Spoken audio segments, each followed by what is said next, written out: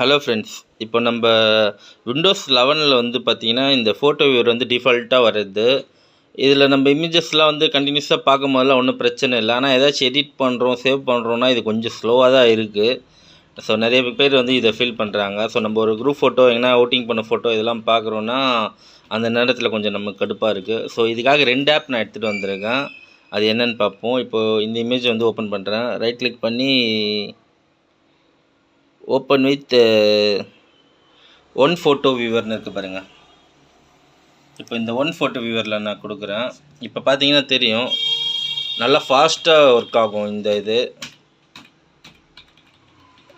So இதில் வந்து பார்த்திங்கன்னா நீங்கள் ஜஸ்ட் இந்த ஃபோட்டோஸ் வந்து கண்டினியூஸாக பார்த்துக்க தான் முடியும். இல்லை எனக்கு எடிட்டிங்கும் பண்ணணும் அப்படின்னு நினச்சிங்கன்னா இன்னொரு ஆப் இருக்குது. அது வந்து ஃபோட்டோ வியூவர்னே வரும்.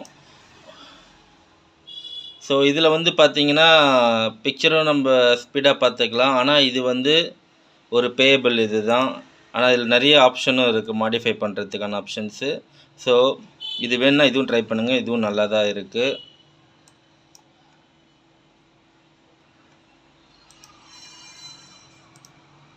ஸோ இதுக்கான லிங்க் அப்படின்னா எங்கே இருக்குது அப்படின்னு பார்த்தீங்கன்னா, இதுக்கான லிங்க் எங்கேயும் நீங்கள் தேட வேணாம்.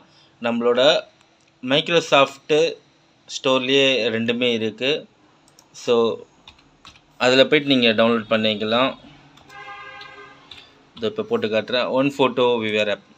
இந்த ஒன் ஃபோட்டோ வியூவர் ஆப் வந்து பார்த்திங்கன்னா ஃப்ரீ தான். ஸோ இது நல்லா இருக்குது. வேணுன்றவங்க ட்ரை பண்ணி பாருங்கள். தேங்க்ஸ் ஃபார் வாட்சிங்.